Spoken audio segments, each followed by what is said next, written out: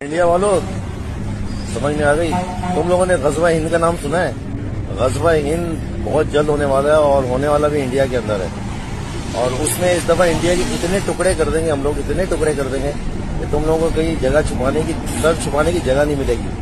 तुम लोगों को पता है 57 मुल्क हैं इस्लामी, और हिंदुओं का सिर्फ एक ही मुल्क है, वो। হ্যাঁ রে মাসির ছেলে, তোর ক্ষমতা আছে তো ইন্ডিয়াকে করার?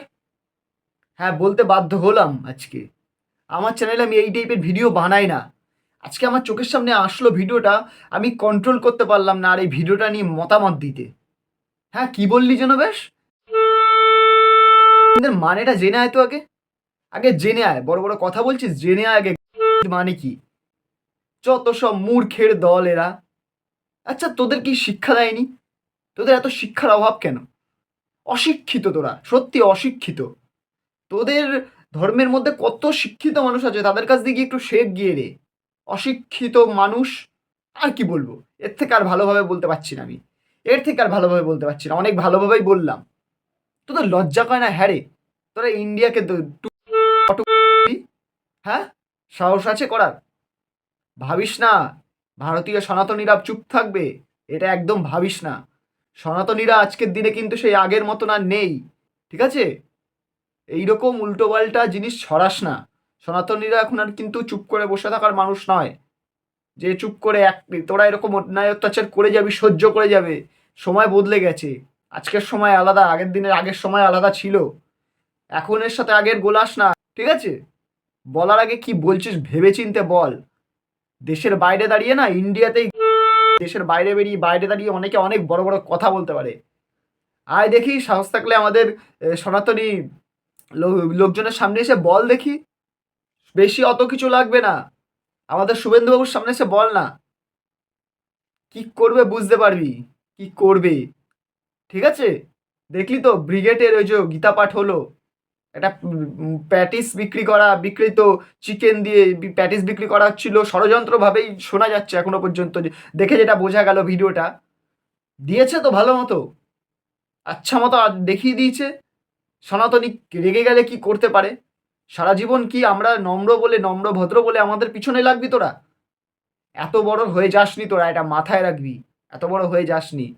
ভারতকে আগে তোদের কোটিবার জন্ম নিতে হবে, এটা মাথায় রাখ। তোরা যেই দেশ থেকেই হ না কেন, যেই দেশ থেকেই হয়, এটা ঠিক যে পুরো পৃথিবীতে এক হিন্দু রাষ্ট্র বলে আমাদের হিন্দুদের আর অন্য কোনো জায়গা নেই, কিন্তু এইটাও তোদের জায়গা নয়, তোদের মতন মাসির ছেলেদের জায়গা নয়। এটা প্রত্যেকটা ভারতীয়র জায়গা, তোদের মতন মানুষের জন্য জায়গা নয়। মাথায় রাখবি কথাটা। আর আমার কথাটা যদি তোদের আজকে খারাপ লেগে থাকে, বন্ধুরা, তোমরা ভারতীয় সংখ্যালঘু ভাইয়েরা, মুসলমান ভাইয়েরা যারা দেখছো আমার ভিডিওটা, তারা কিন্তু খারাপ গায়ে লাগিও না কথাটা। আমি তোমাদেরকে বলিনি, আমি বললাম এই যে অশিক্ষিত নোংরা মেন্টালিটির মানুষগুলো, তাদেরকে, তাদের কথা বললাম, তোমাদেরকে বলিনি। তোমরা আমরা সব যারা শিক্ষিত তোমরা তাদের কথা বলছি। তোমরা আমরা সবাই এক, ভারতবাসী আমরা সবার শেষে। কিন্তু সনাতনীদের পিছনে লাগলে কিন্তু এদেরকে আমরা ছেড়ে কথা বলবো না। বলবো না তো বলবোই না।